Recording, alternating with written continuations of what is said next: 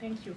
Two questions. So we now know that the staffing was not normal at the air traffic tower, and so with the government freezing the hiring of new federal workers and offering buyouts, are you not afraid that more incidents of different kind could happen with less staffing in different agencies? Well, the president Hey is everyone, intent. welcome back to the channel.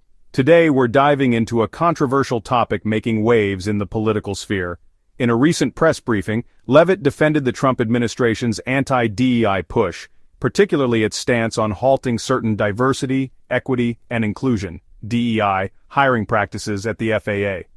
The discussion raised serious questions about staffing in federal agencies, identity politics, and aviation safety. Stick around because we're going to break it all down. But before we get started, don't forget to hit that subscribe button and turn on the notification bell so you never miss any of my in-depth takes on the latest news and hot topics. Let's jump right in. The issue first came to light when it was revealed that staffing at the FAA air traffic control towers was not exactly normal. Reports indicated the government had frozen the hiring of new federal workers, raising concerns about aviation safety. Air traffic controllers are critical to keeping our skies safe, so this news is something we need to take seriously. The Biden administration signed an executive order aimed at freezing diversity-based hiring practices at the FAA. Well, the president is intent on ensuring that we are increasing staffing at these agencies, and that's why he signed a very strong executive order on his second day in office, immediately terminating DEI hiring practices at the FAA. He also, following the tragic crash, as you all know, in the Oval Office yesterday, signed a memorandum directing an immediate assessment of the FAA to ensure the federal government is maintaining the highest personnel and aviation safety standards. And I would also just say there's a cultural piece to this as well.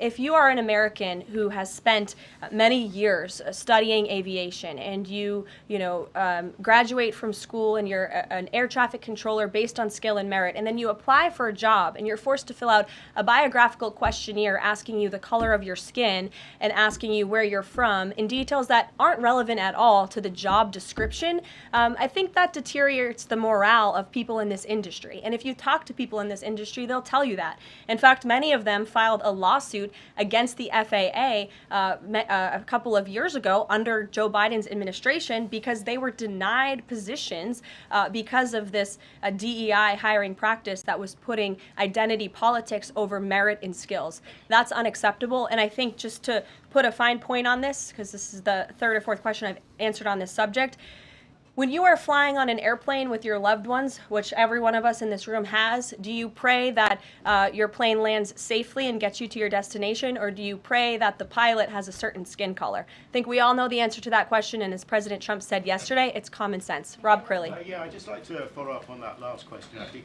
Has there been any sort of assurance from the FAA that they will immediately improve staffing levels, given the reports of not normal staffing levels on Wednesday? Oh, absolutely. You had Secretary Duffy here yesterday at the White House at this podium saying that he is on it, and we can all trust that he definitely will be. John Decker. As people in the industry have filed lawsuits against the FAA claiming their skills were overlooked in favor of diversity quotas. What do you think about this? Should merit come first in jobs where safety is a concern, or is there still a need to prioritize diversity in all sectors? Let me know your thoughts in the comments below.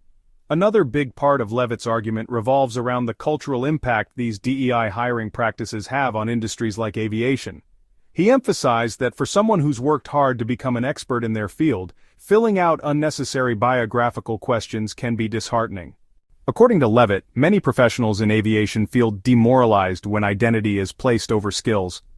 When hiring processes focus too much on diversity rather than competence, it can create a work environment that's not focused on doing the job well, but on meeting a quota. This, he argues, leads to a lack of trust and a lower standard of performance across the industry.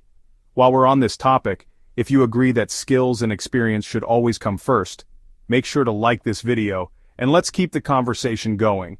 Don't forget to subscribe if you want more discussions like this. Now, this is where Leavitt's argument really took a sharp turn. In the press conference, he asked a question that really stuck with me. He said, "When you're flying on a plane with your loved ones, do you pray that the plane lands safely, or do you pray that your pilot has a certain skin color?" It's a provocative question, and it cuts straight to the heart of the debate. He's essentially asking us to consider what we prioritize when it comes to safety and competence. Do we care more about someone's skin color, or do we care about their qualifications to get us to our destination safely? This question highlights the very real tensions between DEI initiatives and merit-based hiring, particularly in industries where lives are on the line. It challenges us to think about what truly matters when it comes to the people in charge of our safety.